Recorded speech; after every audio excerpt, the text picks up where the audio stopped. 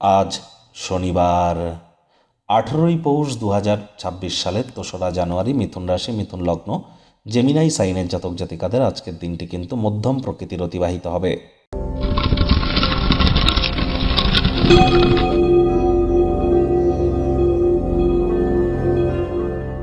ভিডিওটির শুরুতে স্ক্রিনে আপনারা দেখতে পাচ্ছেন শনিদেবের বীজমন্ত্র ওম প্রাং প্রিং প্রং স শানিশ্চারায় নামা।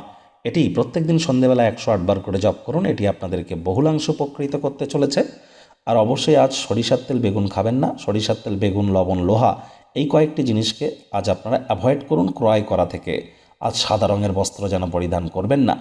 দেখুন, শনি মহারাজ কিন্তু বর্তমানে তিনি নিজের নক্ষত্রে গোচর করতে চলেছেন 20শে জানুয়ারি থেকে। তার আগে পর্যন্ত তিনি বৃহস্পতির নক্ষত্র পূর্ব ভাদ্রপদ নক্ষত্রে আছেন।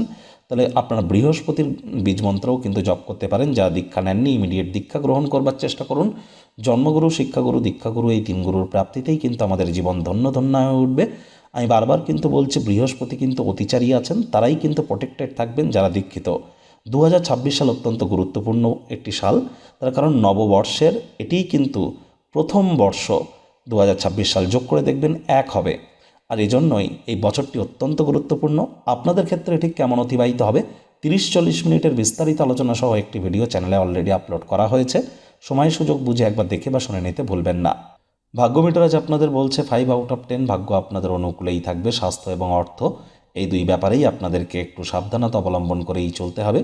কায়িক পরিশ্রমের কারণে শরীরে ক্লান্তি আপনারা অনুভব করতেই পারেন।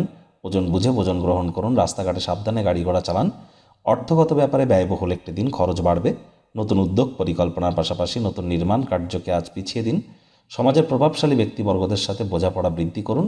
তাহলে দেখবেন সামাজিক অনুষ্ঠানগুলিতে অংশগ্রহণ করলে অবশ্যই মান সম্মান এগুলি বাড়বে।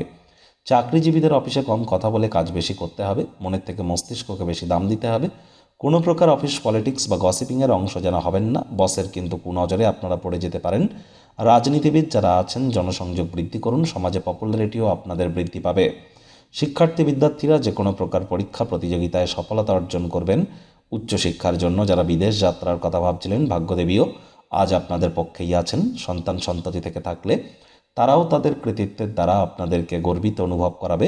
হাউস ওয়াইফদের জন্য দিনটি এক প্রকার বেশ। প্রেমিক প্রেমিকা, স্বামী স্ত্রী উভয়ের ক্ষেত্রেই বলবো দিনটিকে যতটা সম্ভব রোম্যান্টিক করে তোলা যায় সেই প্রচেষ্টাই তো আপনাদের জারি রাখা উচিত। অবিবাহিতদের বিবাহের যোগ কিন্তু পরিলক্ষিত হচ্ছে।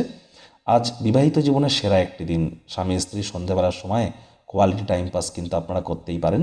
পরিবার পরিজন, নিকটে স্থানীয় ব্যক্তিবর্গ, বন্ধু স্বজন সকলের সাথেই ভাব ভালোবাসা বাড়বে। পরিবারের প্রতি সকল প্রকার দায়িত্ব সঠিক সময়ের মধ্যে সুনিপুণভাবে পালন করতে সক্ষম হবেন। আজ আপনাদের শত্রুপক্ষ, বিরোধী পক্ষ একটু হলেও শক্তিশালী কিন্তু থাকছে।